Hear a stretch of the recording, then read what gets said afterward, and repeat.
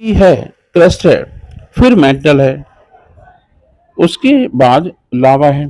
समंदर के अंदर से 2 किलोमीटर तक ही क्रस्ट है, उसके बाद लावा निकलने लगता है। तो सैद्धांतिक तौर से, साइंटिफिकली अगर हम देखें, चीन को पता है कि क्या है, क्या करना है। लेकिन अब तक सबसे डीप डिगिंग रूस ने की थी, वो है 12 किलोमीटर नीचे तक गया था, 12,000 मीटर तक, और उसमें 6 साल लगे थे, क्योंकि उसके अंदर जाने पर आपका मेटल जो आप यूज करते हैं खुदाई के लिए, वो बिगड़ने लगता है। तो चैलेंज ये भी है कि उस धातु को खोजें और वहाँ खुदाई करने के लिए कुछ नई तकनीक इजाद करें। इससे क्या होगा, आपके पास टेक्नोलॉजी डेवलप होगी, आप नई मेटल को डेवलप कर पाएंगे, उच्च तापमान पर काम करने वाली मशीनें वगैरह मिलेंगी। दूसरी बात ये भी है कि भविष्य में ऊर्जा का पूरा स्रोत जियोथर्मल एनर्जी ही होने वाली है। बचपन में अगर आपने कोई साइंस फिक्शन पढ़ा हो जिसमें आपने मतलब भारत को भी इस क्षेत्र में सोचने की काफ़ी जायज़ ज़रूरत है। रूस ने जो खुदाई की उसके बाद रोक दिया। रूस ने अपनी अस्थिरता भी उजागर की है। चीन पिछले 10-15 वर्षों में शिक्षा के क्षेत्र में काफ़ी आगे बढ़ाया हुआ है। एजुकेशन पर अमेरिका से भी ज़्यादा निवेश करता है, इन्वेस्टमेंट करता है, हमसे तो ज़्यादा करता है। हमारा तो कोई मुकाबला है नहीं, क्योंकि उसकी जीडीपी और हमारी जीडीपी में करीब 8 टाइम अंतर है। तो शिक्षा और विज्ञान के शोध पत्र भी विकसित होते हैं, उन पर भी विकासशील बहुत ज़्यादा हो रहा है। वह बहुत अधिक खर्च करता है, हमारे यहाँ भी यह होगा, तभी विश्व गुरु हम बन पाएंगे। केवल सपना देखने से काम नहीं चलेगा, हमें उसकी ओर, विश्व गुरु बनने की ओर हमें अपना कदम आगे बढ़ाना है, और तभी हम आगे बढ़ेंगे। और आप जानते ही होंगे कि यूनिवर्सिटी को भी रिसर्च लैब में बदलना होगा। स्कूलों की हालत इतनी खराब है कि वो केवल सर्टिफिकेट देने तक ही सीमित रह गए हैं, और उनकी हालत हमें सुधारनी पड़ेगी। एजुकेशन सिस्टम में यूनिवर्सिटी केवल डिग्री बांटने की दुकान बनकर रह गए हैं, जबकि सभी विकसित देशों में ऐसा नहीं है। यूनिवर्सिटी में फंडामेंटल रिसर्च होती है और फिर उसे इंडस्ट्री आगे टेक्नोलॉजी में बदल देती है।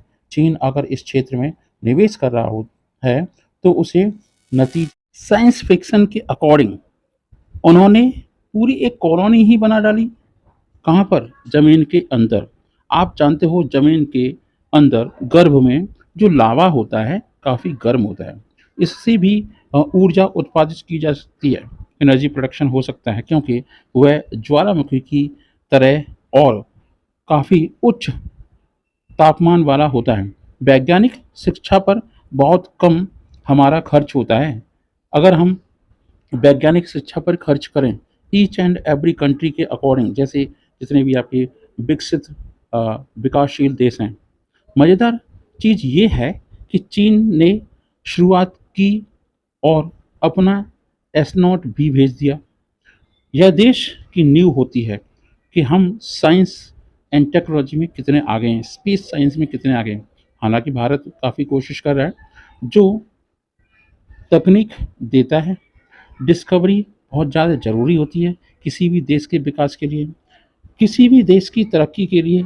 इस तरह की डिस्कवरी और इंक्वायरी होनी होती रहनी चाहिए, और होनी भी चाहिए।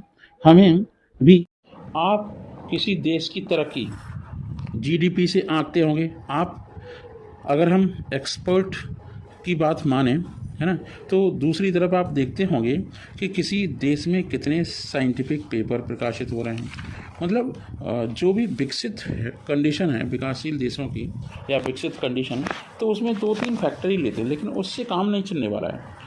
चीन इस मामले में दूसरों के स्थान पर बिल्कुल अलग है, और बहुत जल्द अमेरिका को भी पीछे छोड़ने वाला है। हमारे देश की हालत इस मामले में काफ़ी ख़राब है, और हम 8वें-9वें स्थान पर होंगे एजुकेशन के। अगर हम पॉइंट ऑफ व्यू से देखें, तो चीन की तरह भारत को भी इस तरह के काम करने चाहिए। और चीन न्यूक्लियर फिशन पर भी वर्क कर रहा है। वह अगर पूरा हो गया तो एनर्जी के मामले में सबसे बड़ा हो जाएगा, मतलब अमेरिका से से भी आगे निकल जाएगा। और अगर हम ये भी देखें कि जो उसने खुदाई की है, ड्रिलिंग कर रहा है ना, तो उससे जियोथर्मल पर भी वर्क करेगा। और केवल सवाल यही है कि चाइना ड्रिलिंग केवल कर रहा है जियोथर्मल, क्योंकि अब फ्यूचर जियोथर्मल यहाँ तक का बहुत सारे साइंटिस्ट का अभी तक ध्यान नहीं गया है, लेकिन मैं मानता हूँ कि जियोथर्मल एनर्जी ही काम में आने वाली है। क्योंकि पेट्रोल पर चाइना की निर्भरता बहुत कम हो जाएगी अगर जियोथर्मल एनर्जी, क्योंकि चाइना को काफ़ी पैसा खर्च करना पड़ता है, जिसके कारण बहुत सारा जो आपका एक्स्ट्रा खर्च होता है। और इसके कारण से एक्टिविज्म और आतंक का भी बाजार बना है, उससे भी वह मुक्त हो जाएगा, मतलब चाइना। फिर पेट्रोल से तो प्रदूषण भी बढ़ता है, आप जानते हैं। अगर 25 साल में इसको कंट्रोल नहीं किया गया, मतलब सारे देशों को, पूरे वर्ल्ड के सारे देशों ने अगर कंट्रोल नहीं किया, तो ग्लोबल वार्मिंग दुनिया का सबसे बड़ा मुद्दा हो जाएगा और करीब 15 और 20 देश तो पानी में डूब ही जाएंगे ग्लोबल वार्मिंग की वजह से। तो इस तरह से उपाय हमें खोजने होंगे, विचार दूरदर्शी रखना होगा।